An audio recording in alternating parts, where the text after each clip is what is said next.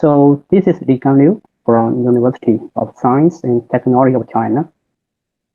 Because my main research interest is in computer graphics and geometry processing, so I like to give it a very high level on introducing geometry processing and some related topics.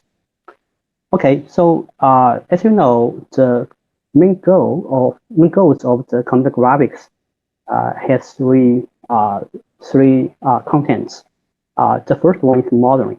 That is to digitize the real objects into virtual representation, recorded images. So this is modeling. So the second one is how can we simulate the behavior of these objects. So we do FEM computation to simulate the physical property and motion of the objects. So it's a procedure of simulation.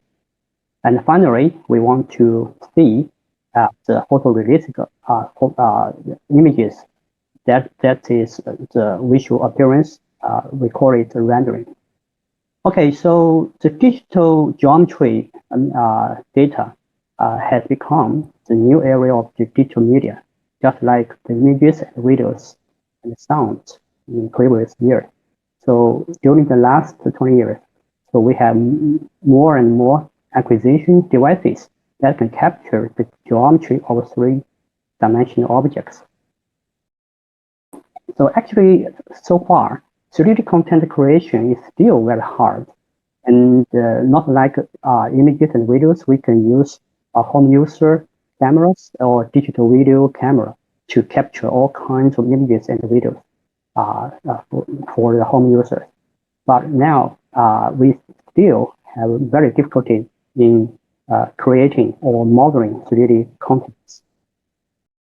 One of the main challenges is that geometry is not different from images, which is very regular representation.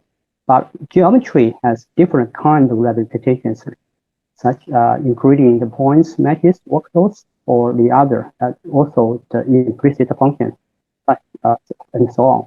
So we do not have a unified representation for geometry. So different representation uses a different method to generate or process the data. So actually, 3D content creation, we call it modeling, consists of two main methods. One is design.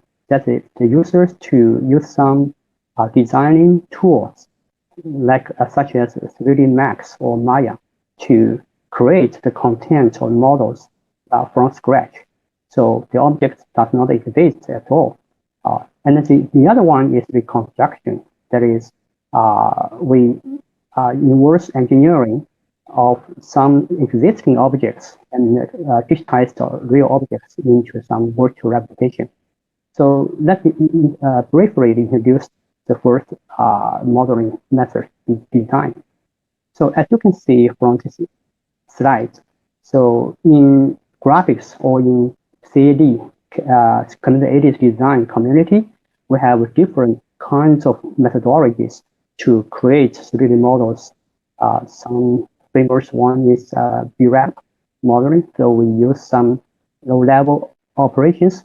We call Euler operations to create points, lines, and faces for three-dimensional objects. Also, we have solid modeling that we use some basic operations like exclusion or revolution or lofting and so on to create 3D models for the users. Also, we have some high-level constructive solid geometry modeling process. And in current industry community, actually the NURBS, we call it NURBS, that is non-uniform rational B-spline surfaces becomes a standard representation for geometry for different kinds of products.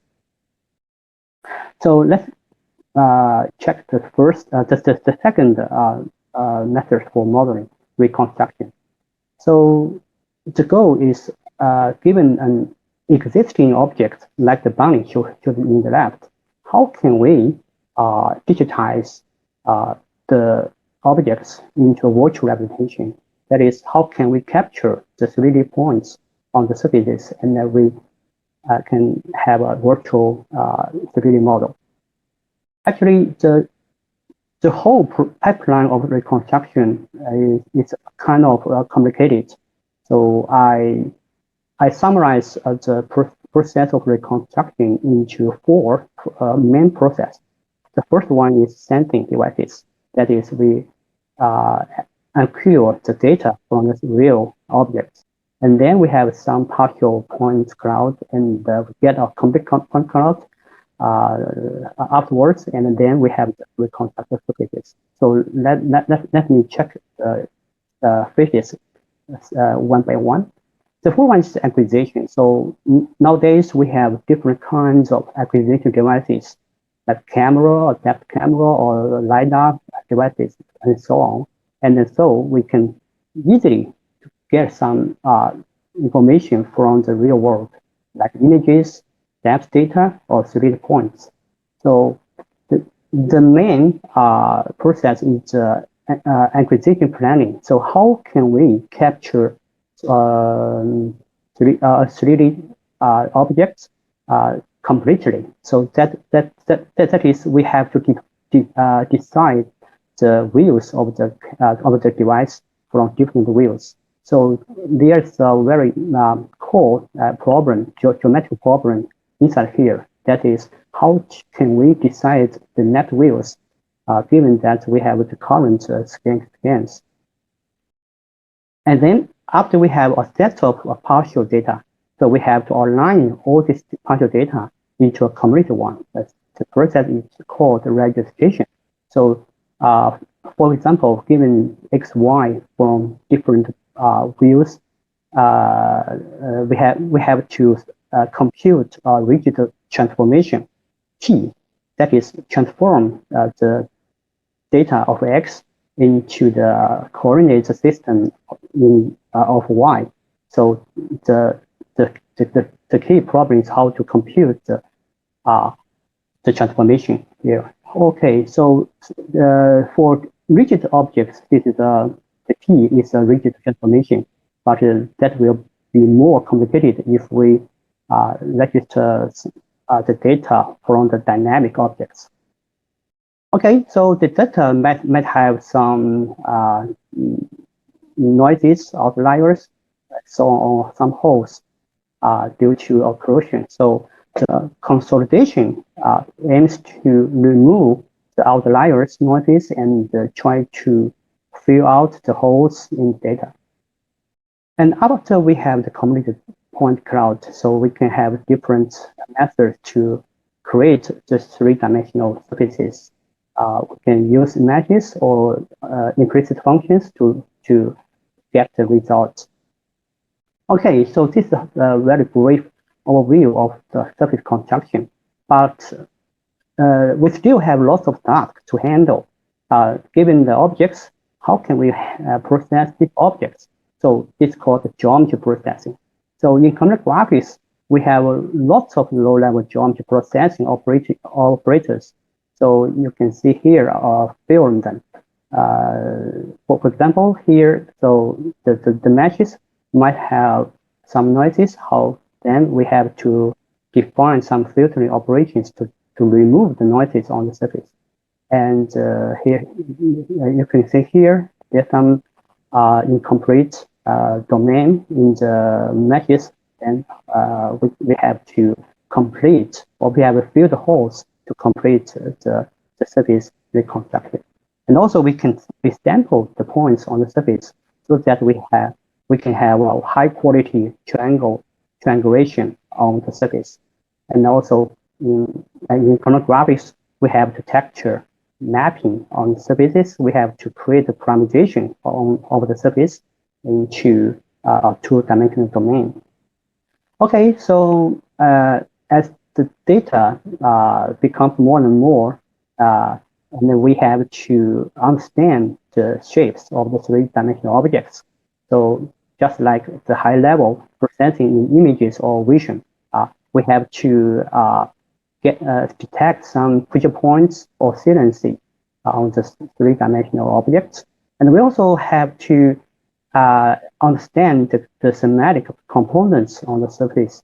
For example, in this segmentation results, we have to understand which parts of the matches are the head of the camel or the torso of the camel, so on.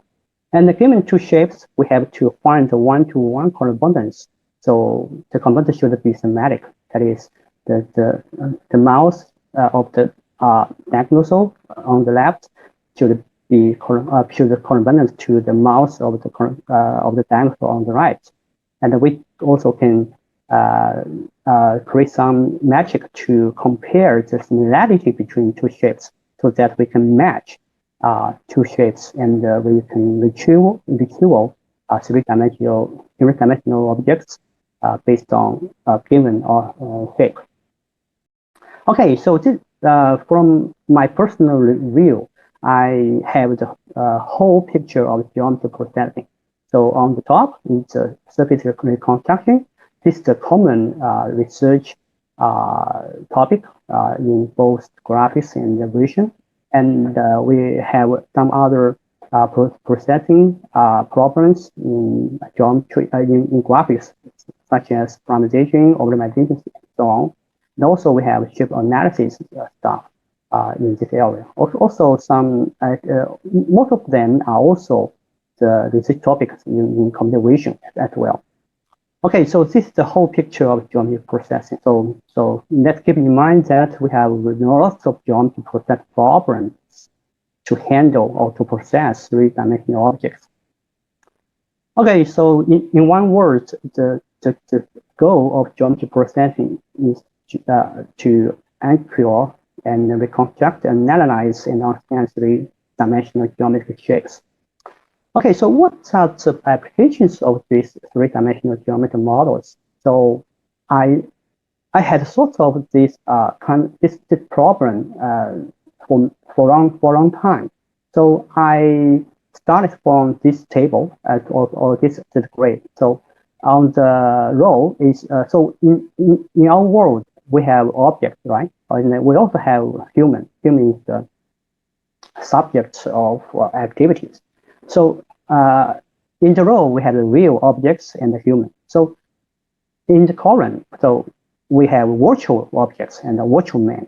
So what will the applications be created from the interaction between the real subjects and the virtual subject? Okay, so what's the application there? So let us check the first one, the real objects and the virtual objects. So what are the interactions between them? So it's very easy to understand. So from real to virtual, so we have reconstruction, right? And it's from virtual to real, we have fabrication. So we have the fabrication converts the virtual objects to real objects. Okay, so let us check the second application. What's there here? So the real human with the virtual objects. So in VR and AR applications, the human have to interact, have to manipulate the virtual objects. So this area is the VR and AR. And then how about these two applications? So let me check. So here is a virtual man interact with the real objects and the real human in the world. So what's a virtual human? So from my point of view, it's robots, because the robot is the proxy or the agent of real human in the virtual world. So the robot is a very good agent for real human that can be manipulated in the real world. Okay, so from my point of view, robot is an agent of human which interacts with the real objects and humans in the real world. So it's actually the virtual human, but with some real material. Okay, so we want the robots to think and perform like humans. So some of the robots may not look like humans, like the cars and some machine. Okay, so the goal of the robots is not to replace human in the world. From my point of view, we want the robots to augment and assist humans in some way. So they have more forceful or more helpful for humans. Also, we also want the robots to be smarter than humans as well. So this is a research area in artificial intelligence (AI). Okay, so robots is kind of mechanical machines which built with different kinds of linkages, gears, sliders, joints, etc. So all this kind of machine are movable and controllable and also can be programmable. So human can write some machine code to control the behavior of these robots. So the robots can do a lot of things for the human. So how do robots act like humans? So let me ask this question first. Okay, so let's first check how the human as an intelligent agent behave in our real world. So I summarized the system of human into three categories. The first one is acquisition. So we have five senses. We have sight, hearing, smell, taste, and touch sense systems. So we can acquire the information from the real world.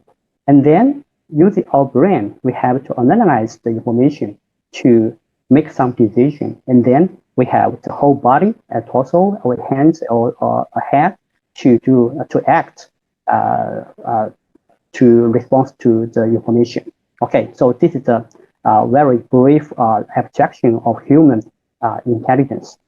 So if we want the robots to have the same behavior like human, so we also should have the three categories. So the first one is acquisition, and the acquisition. So as we know, we have lots of different kinds of sensors to sense the data from the real world, and then we use some computational algorithm or computing process to analyze the information.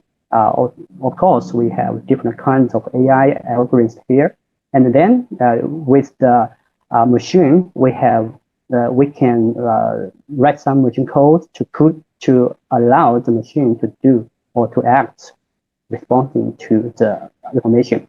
So because acquisition, analyze, or action all start with the letter A, so I call the A power square of power cube. So we call it A cube. Okay.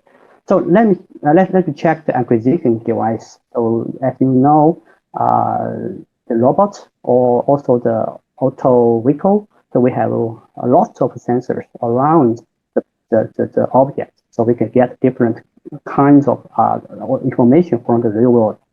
Of course, there are much more types of sensors than humans. So the robot can sense temperature, pressure, and so on, much more than the human.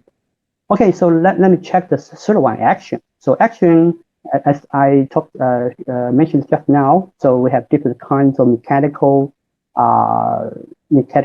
structure to allow the robots to move, like the articulated robots, and also soft robots like shown in the right.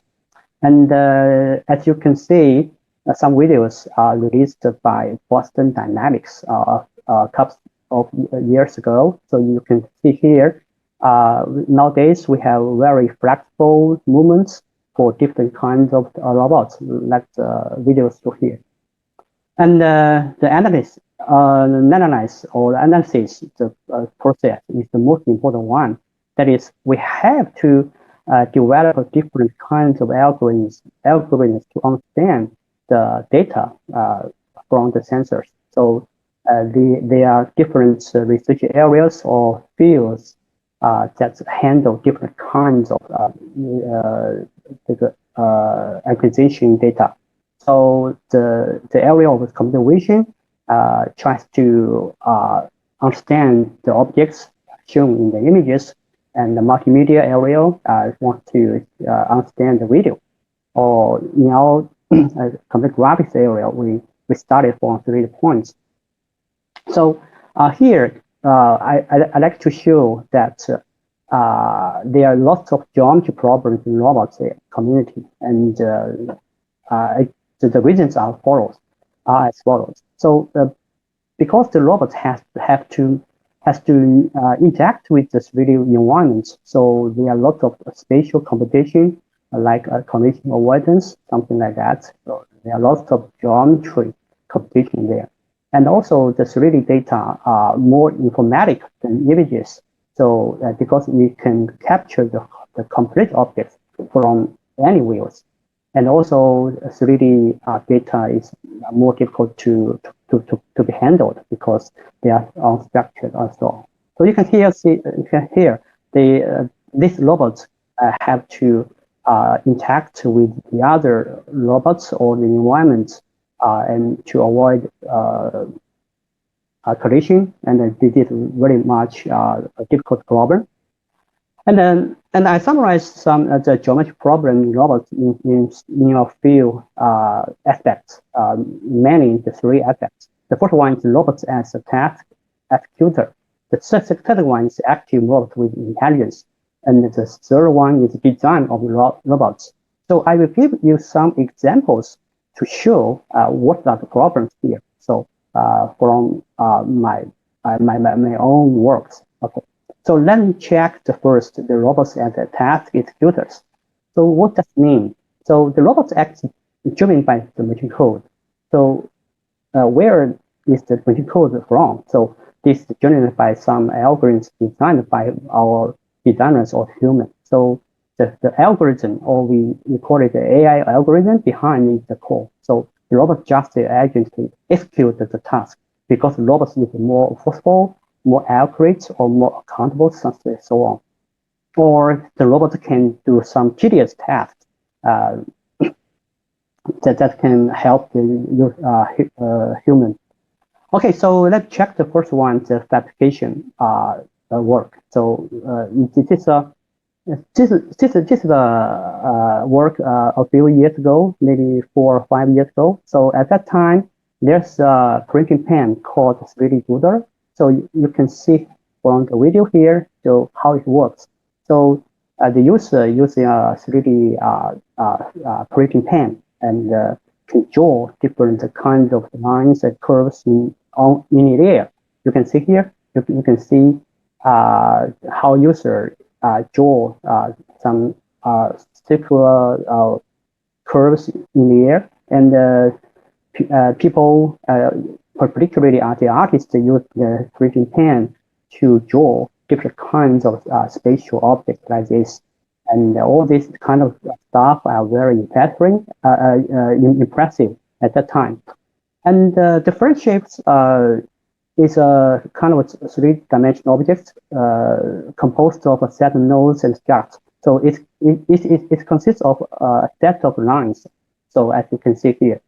And there are lots of friendships in our real world. And if a person to draw the friendships by hand, because the hand is not so accurate, so the quality of the objects might not be good. So our idea is, how can we use the robots or robotic arm to help us to create high quality friendships?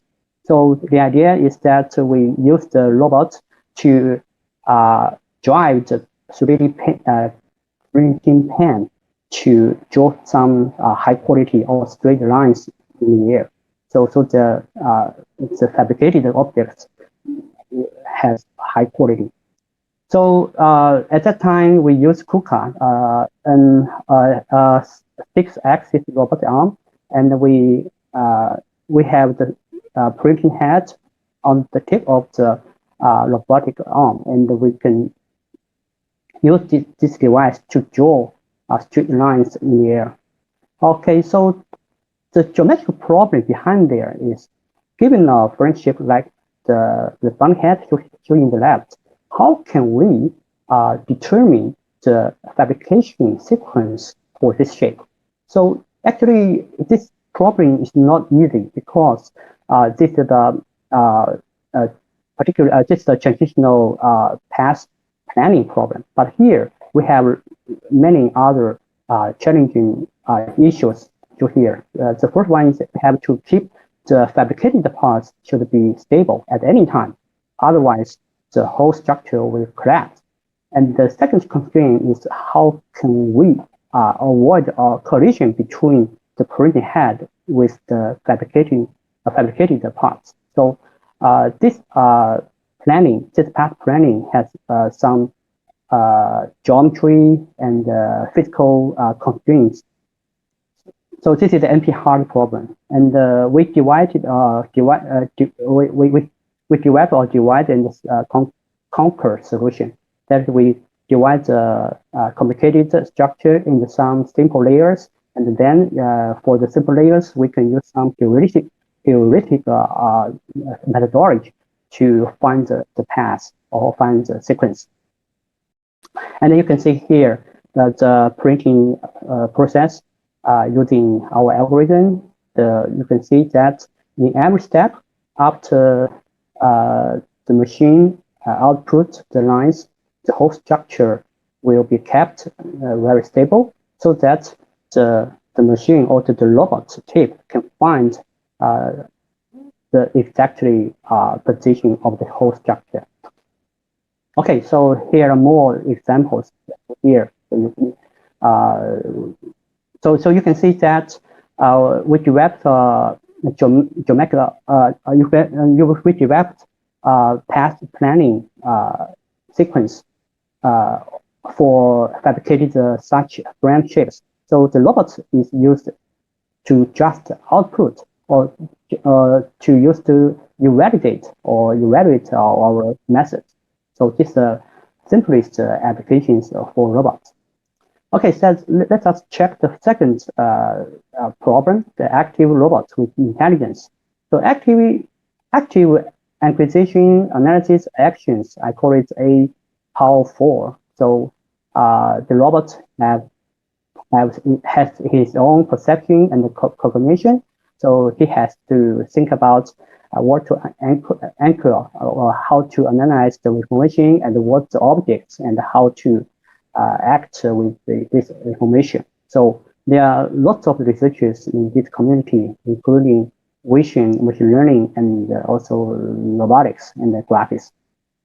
Okay, let me show you the second application. So the robots have to learn how to grasp the real objects in the real world. So you can see here, the problem is that defined as given and three-dimensional objects and some robot arm or fingers. How can we capture or how can we grasp and manipulate the object so that the robot arm can capture or can grasp the object outside of the table. Okay, so, this is very useful in real industry. So you can see here, the robots have to select or capture, grasp the different kinds of objects from the table. And we have different kinds of fingers in the robotic community. You have to develop different algorithms for these different kinds of fingers. Okay, so a good robotic grasping strategy has to be able to ensure stability, task compatibility, and adaptability to new objects. So there are lots of researches in this topic. So we have an analysis approach, a Cajun graph approach, and the data-driven approach in recent years.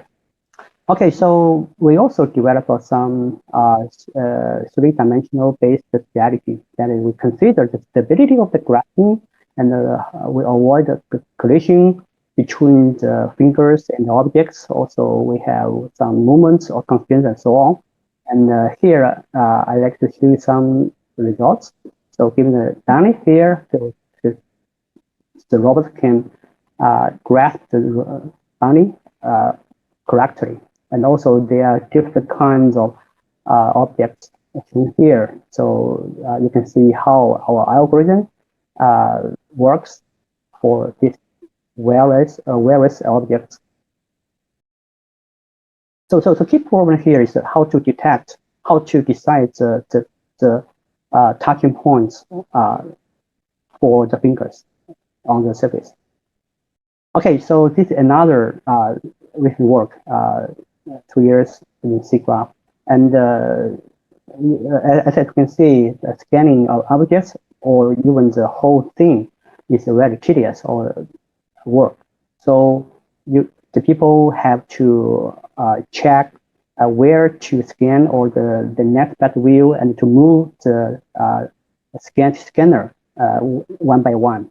So this is a very long and tedious process. So our idea is how can we allow the robots to scan the whole thing or the whole object and in place of the human.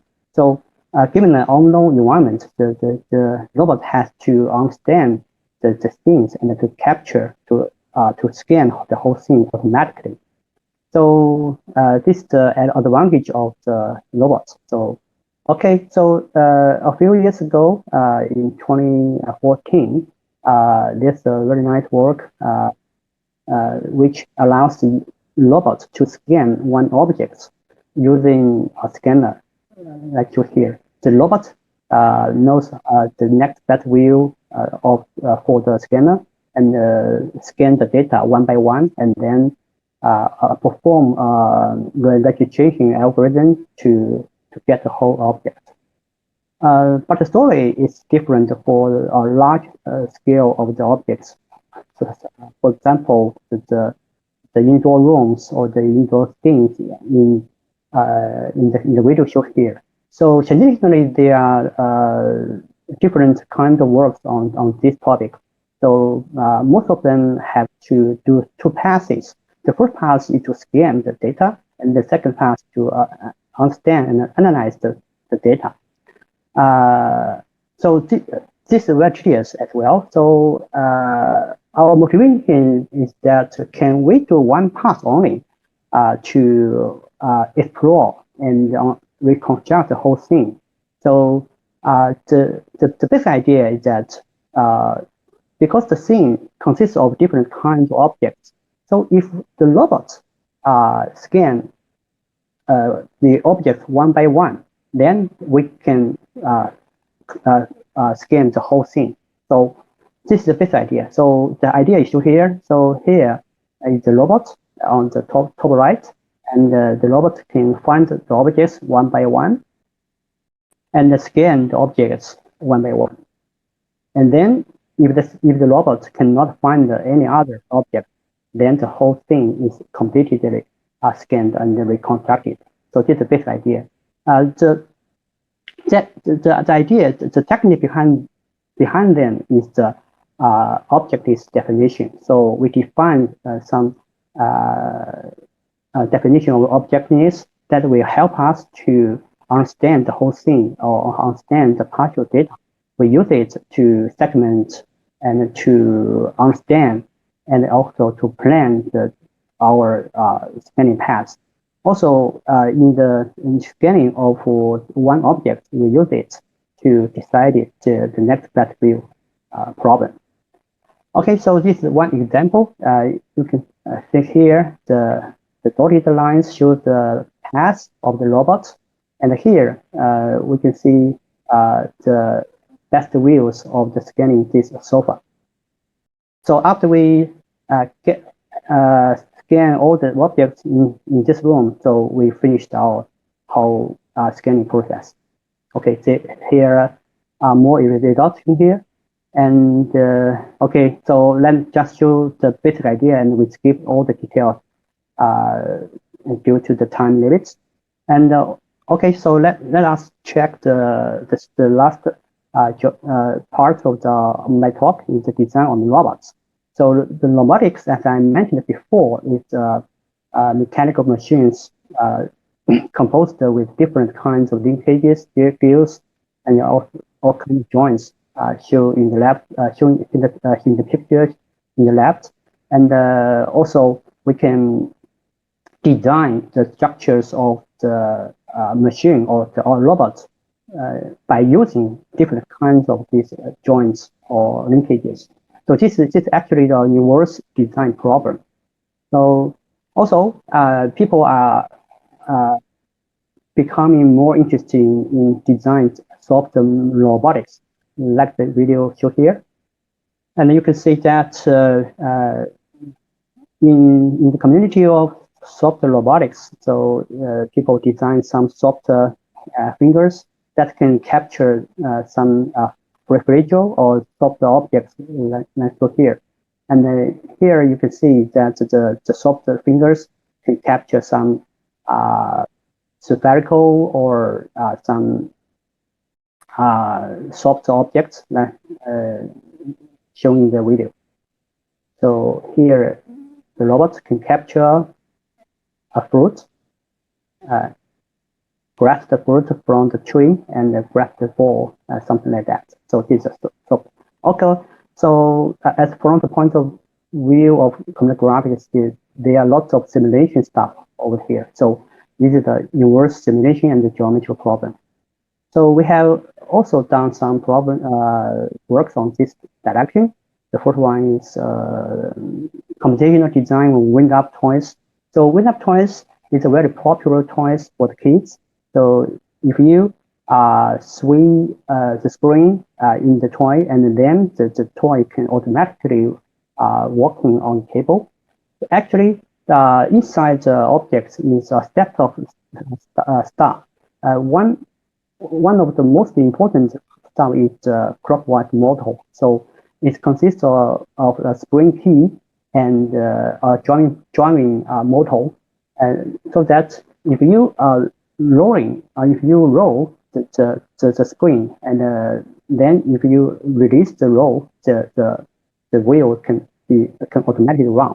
And with this kind of mechanical parts, so the rolling of the motor can drive the other parts to move. So this is a core mechanical structure inside our toys. So at that time, we asked another problem. So can the user design the behavior of the objects, such as, for example, the teapot, the head of the teapot should move up to right, and the mouth of the teapot should move from left to right. And then how can we design, or how can we compute the inside mechanical parts? Okay, so this is the whole overview of our system. I will skip the details as well. And here we show an example. So we allow the user to specify different behaviors of the objects, and then using our algorithm, we can automatically compute the interior structures. And this is the result of our fabrication with objects. So this is very nice and very interesting work. Okay, we can design different objects for general users, and we can show the picture here. Okay, so the last one is our recent work on 4D printing. Okay, the 4D printing is a concept proposed by MIT a few years ago. It is actually a new kind of material. The material is stimulate responsive. That is to say that the material can be deformed according to some external stimulates. So, for example, the material as a shared memory material will be deformed automatically according to the temperature. So if we heat the object will be deformed automatically. So our idea is given two shapes, S and T. One is source, the other is target. Can we compute distribution of the two materials? One is the smart material, the human memory material, and the other is general elastic material, so that the object T can be automatically deformed to shape S when heated. So how can we design, or how can we compute the distribution of the material here? And I will skip the details in here. The video shows the whole process of our optimization procedure. Here we have lots of finite element methods and the computation stuff here. Also, we do some very nice optimization to compute all of the objects. So here is the real fabrication experiment. So here, if you can see, if we push put some external load on the surface or on the object, it can be deformed. As the temperature goes down, the shape will be fixed. And then, as we increase the temperature, you can see here, we release the load.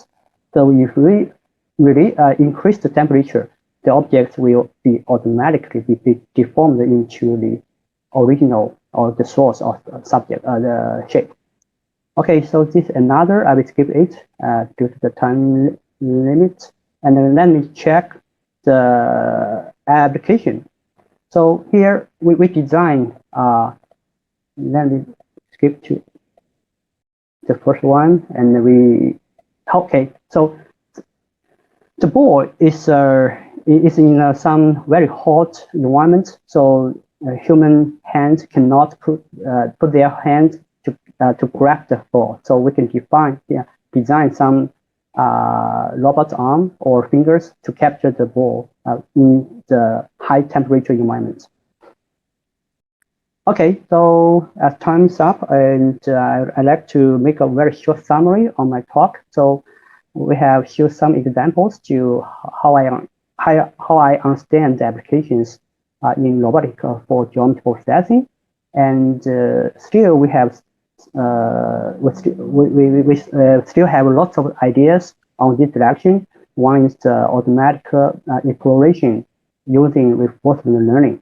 You can see here it is a two-dimensional version. So the computer, the robot can explore and navigate the unknown three-dimensional area automatically.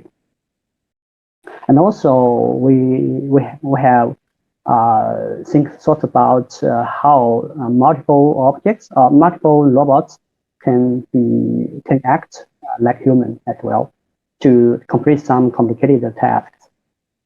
Okay, so as I show in my talk, there are lots of computing problems in robotics. Many of them are geometry related. So actually, in robotic community, there are lots of good problems proposed in that community. So you can find many visual and geometrical computing problems in this area. So if you can join the conference or read some papers in these journals, you can.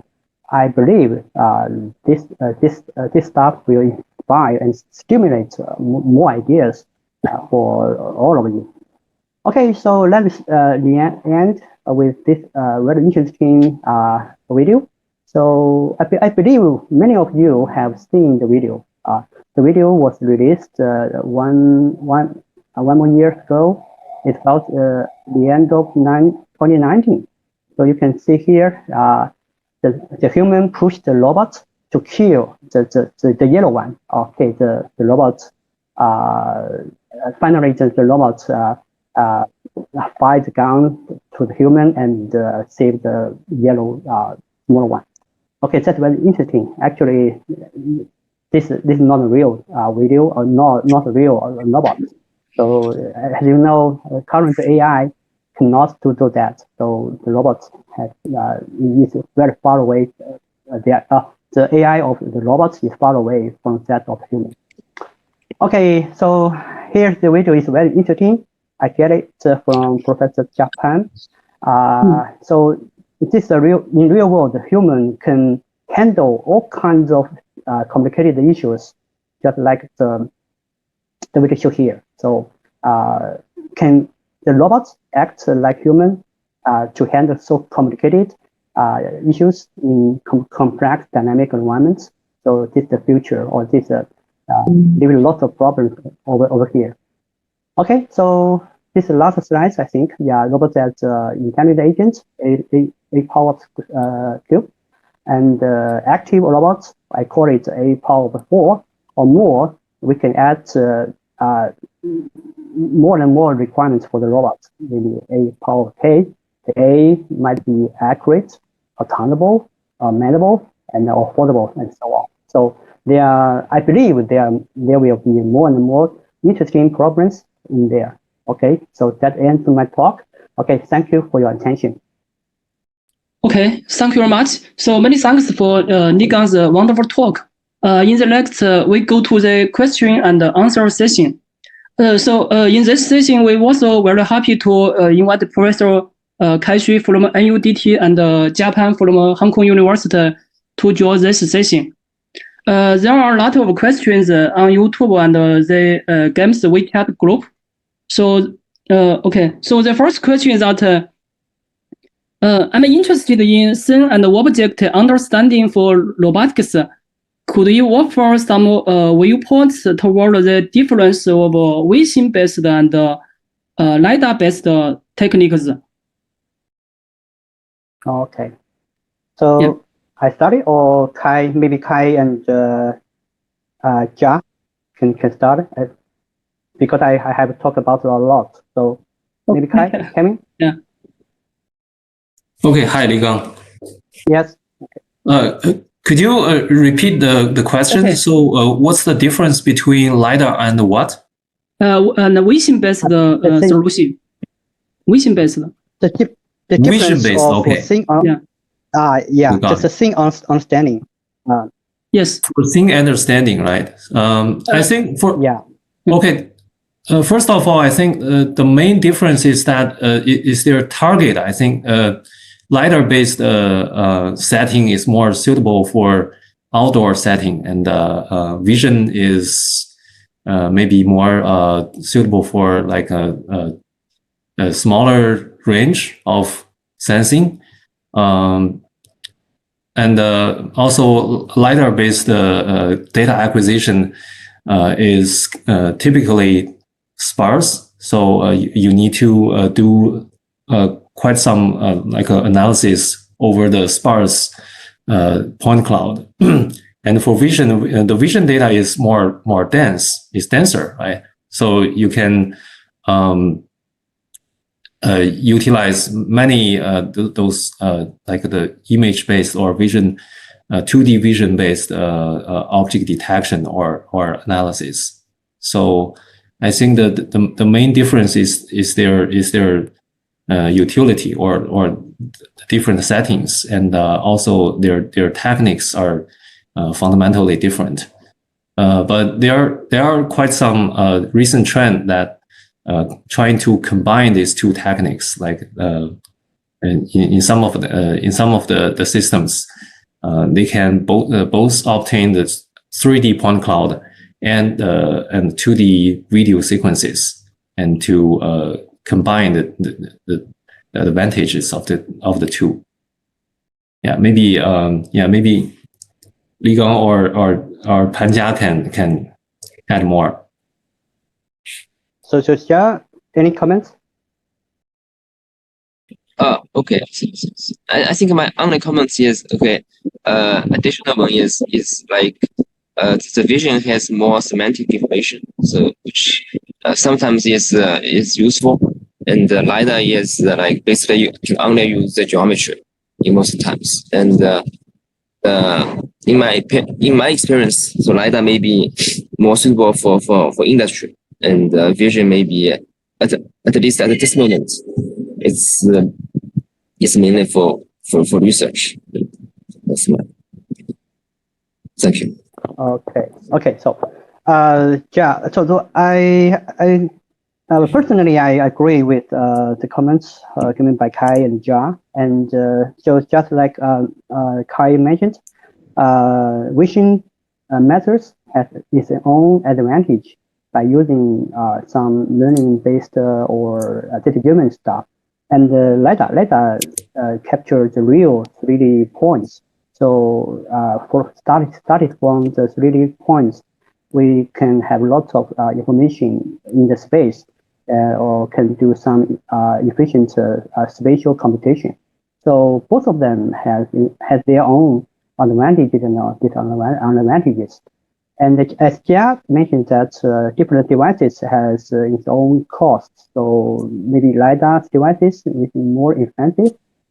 So Jia thinks that it's more suitable for industry. So as far as I know, yes, both vision methods and LiDAR-based or 3D-based methods have been used in industry, particularly for the autonomous vehicles. So people are still working very hard on both directions, and I think there are still lots of challenges and problems there. So let's check it out later. Okay, yeah. The second question is about the talk in Ligang's talk. So he asked us that how does the robotic hand control the magnitude of the force so that it doesn't destroy the object? Okay, this is a very important problem because in the grasping applications, okay, let me check here. Okay, so yeah, in this work we only consider the shape of 3D objects. So we are interested on how to decide the touching points or the touching points. That how the robot grip can capture or can grasp the object. We do not consider any physical properties like the softness or roughness of the object. As for the question, this is another story because different objects may consist of different material. Yes, okay, some objects is very soft or fragile, so you have to consider the grasping forces on these surfaces. But this is another problem that is you have to some prior knowledge or you have to recognize how the objects consist of what kind of materials. Or if the material is very soft, you have to consider the problem for the grasping problem. Okay, so as far as we know, there are some devices, some sensor devices that can capture the pressure or the touching forces, something like that, to assist the robot to grasp the objects. But I have no much experience on that. So you can check out those papers or in this area, and then I believe you can get some rough ideas. Okay, thank you. Okay, yeah. Maybe the next question we can ask Ligang and Kai to answer this question. So, what do you think? If two or more robots can share the capture scene in real time, is it possible to rebuild the whole 3D scene in real time? What is the technical bottleneck of it? So I think it's the last work of the talk, right? Yeah, the multiple objects, right? Yeah. Multiple robot. Yes. Okay. So Kai has done some excellent works, maybe in last year's SIGGRAPH. So adopt multiple robots to scan three-dimensional indoor scenes automatically, and they develop a very nice divide and conquer planning strategy. As I remember that. Okay, maybe Kai will give more comments on that. So the problem is that the answer is yes. So we can be more efficient if we can use multiple robots to do the tasks. So the main challenge here is that how can the robots interact with or share information with the other robots. So there's two strategies as far as I know. The first one is the centralized solution. That we use one computer to get all the information, and then we make a decision and tell each of the robots to do some task individually. And the second one is non-centralized solution that each of the robots can make some decision by themselves. So they can share information in real time and do the task individually, and then together they can finish the whole task. So as far I know, I know about this. Okay, so maybe Kai can have more comments on that. Okay. Yes, we have done one work which is exactly centralized policy to control a group of robots.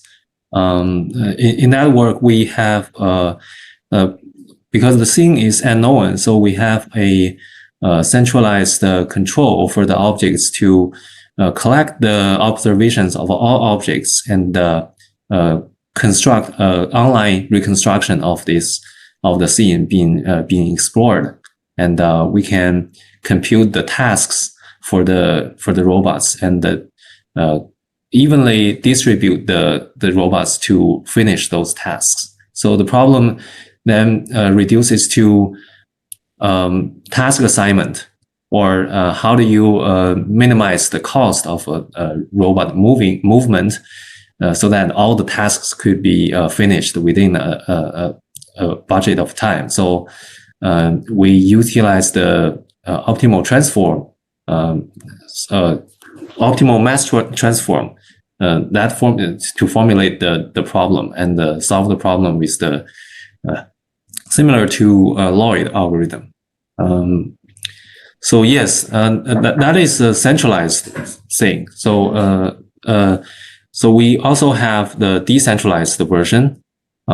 So for decentralized, maybe the key problem is how to define those the behavior of the individual robots. Like if you have the like a homogeneous group of robots, the rules could be easier. But if you have a heterogeneous group of robots, like including mobile robots or drone, then the policy would be even more complex. So that's indeed a very interesting problem to achieve. Actually, recently there are some interesting works on like using how to drive a group of our robotic arms to like collaboratively finish some kind of tasks. I think it's a work from Columbia University by Shuran Song's group. I think that work is very inspiring, and they also try to address that problem with a decentralized approach. So yes, so I think our main goal is to still trying to formulate these problems as a geometry problem, since we are geometry person, more or less with the geometry background or expert. expertise on these directions. So we have our own view about these problems. But in control field, they have a totally different paradigm of solutions, I think. Okay. Okay. So I'd like to give one comment. So do we have still some time? Okay. So yeah. We have a lot of time. So yeah. Okay. So actually, the decentralized solution, as far as I understand, is more difficult than the centralized solution. So I'm keep thinking of how we human beings to finish the very complicated task by a group of people, like a group of soldiers to achieve some goals in some unknown environment. How do people, or how do the soldiers complete the task? So I believe that we may be inspired from the human behavior for this kind of decentralized solution. Okay, just a comment. Okay, so that's it. Okay, good. So Panja, do you have any comments on this question? Okay, ready. Okay. Oh yeah, maybe. Okay, the next one is related to your research. So, what do you think is the next key problem in the following research of robotic area? So it's more related to the robotic research. Hello. Hello. Mm-hmm. Hello. Yeah, I can hear you. So maybe this net. Okay, so maybe the network is not good. So can you repeat your? Okay. So, what do you think is the next key problem in the following research of robotic area? Wow. Okay. Maybe this is maybe is Panja can first respond to this question. Yeah. Okay, yeah, go ahead. Okay. So you mean the key problem in the following research of robotic area? This is really a big problem. Yeah. Yeah, go ahead. So you mean like how the geometry is used in robotics in the future? I don't know. Maybe yeah. I think we can answer this in the two aspects. One is the key problem is the robotic area, independent of the geometry processing, and another question is if we combine geometry processing into robotic, what's the key problem? We can respond in the two aspects. Okay. So I think the first question is very large anyway. So there are many like open problems in robotics, like particular control and the planning and also vision, perception, and so on and so forth. So I think there are many like areas which I think that the digital geometry can help. So for example, the perception. In particular, how to deal with the LiDAR information and how to analyze the semantic information by fusing the vision and the LiDAR. So there are many good works on this direction, and by using the techniques developed in the digital geometry and in computer graphics. So another example is the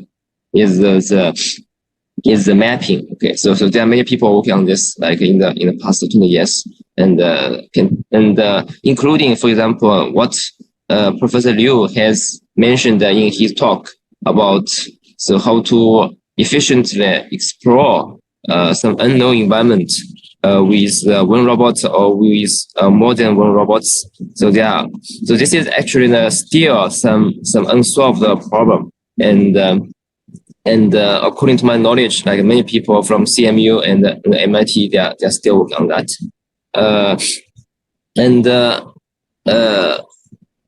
Another direction that like we are working on, for example, is for example, how to use a robot to manipulate the shape of some object.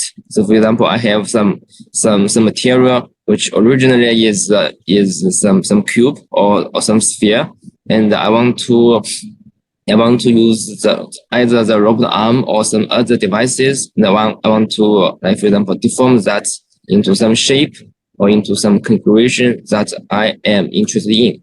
And then, like, for such purpose, so we need to, for example, to model the geometry, and also we need to actively track the status or the shape of the geometry. And then we need to, according to our goal and also according to the estimation about the property material, the property of the material that we are going to handle, we need to, for example, design some appropriate control or appropriate learning algorithms to achieve our purpose. So for example, one example is, okay, so for example, you have some clothes or you have some piece of paper, and then traditionally we can use mesh to represent this geometry, or I have some 3D object that's the same. So traditionally I can use either mesh or I can use some volume data to represent this geometry, and then I can design our algorithm. But recently, like this, so there are some way we can, like, basically is, okay, so we can, like, model this mesh using some differentiable, like, techniques, and then we can just insert that into the network of the learning of the controller. Like, okay, so basically, like, we can design some end-to-end algorithm, and then we can deform some objects to some target configuration, and then, like, the geometry will help us to determine the status, and also we can using the gradient to help us to achieve our goal. Yeah, I think this is like a kind of one direction, because using some modern representation for the geometry, which allows us to kind of like to design, like, more accurate manipulation or more accurate control over the shape or over the material of the object. So this is very interesting. Okay. And some other directions, including, like, for example, what the Professor Liu mentioned, like how to use the reinforced learning and to handle, like for example, to enable multi-robots to reconstruct the environment and so on and so forth. So the mapping, of course, still is a big issue, and even for the autonomous driving, so how to do the mapping and how to reconstruct the environment, especially in the dynamic environment. Like, for example, the environments with many moving obstacles or moving humans and so on and so forth. So this is still a huge challenge. And so personally, I think this is another direction, and that's also what we are working on these years. Yeah. Thank you. Okay, thank you. Okay. Okay, so yeah, good comments from Jia. Thank you for your conversation. I totally agree that we may facilitate the other area, like controlling or mechanical area community, that we adopt some geometrical methods or methodologies to apply to solve those problems in their area. So this is a very good beginning. So as I've shown in my fourth work, that we can design complicated mechanical structures by using some geometry and other optimization stuff. So that I think that we have lots of potentials along that direction as well. Okay, just one comment. Yeah. Okay. Thanks.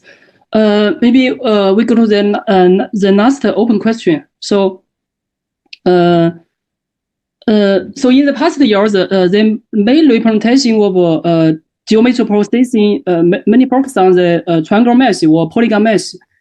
So recently, maybe in the last 2 or 3 years, linear implicit representation attract more and more attention due to its nice property like differentiable and flexibility to the topological changes. So so my question is that what changes and opportunity will this neural implicit limitation will bring to the research of geometry processing? So do you have any comments on this research direction? Okay, so you mean the implicit representation of geometry? Yeah. Okay. The neural implicit limitation over polygon mesh. So they have different advantages. Yeah. Okay, so the development of AI or the neural network benefits all kind of research fields like images in video, also graphics or geometry problem. Actually, I do believe that the neural rendering or neural geometry representation can help researchers or help the people to understand different kinds of geometry. Because in vision, they want to recover 3D geometry from one view of the images. That is very difficult or near-post problem. But with the differential rendering or differential implicit function representation, this can be done nowadays. So that is very exciting stuff.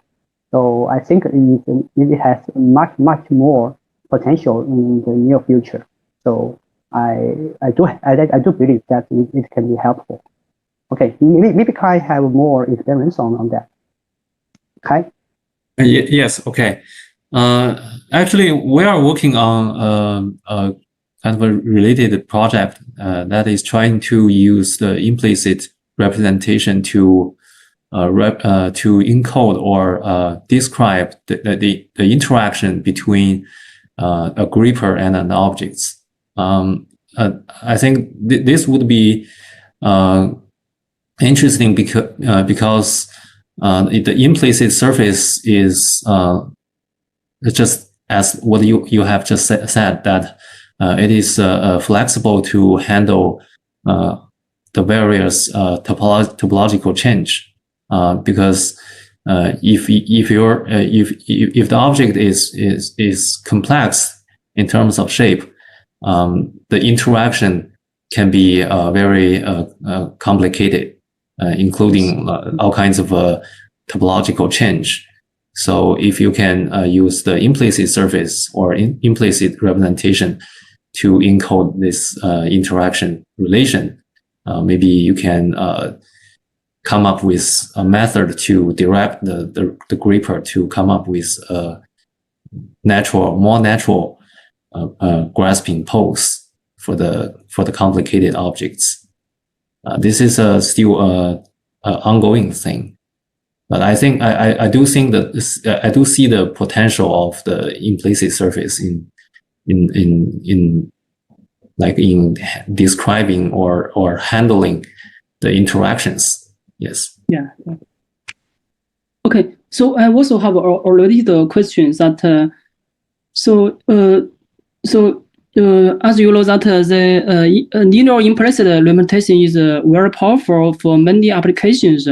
So traditionally we use triangle mesh or polygon mesh for many applications like reconstruction or deformation or animation.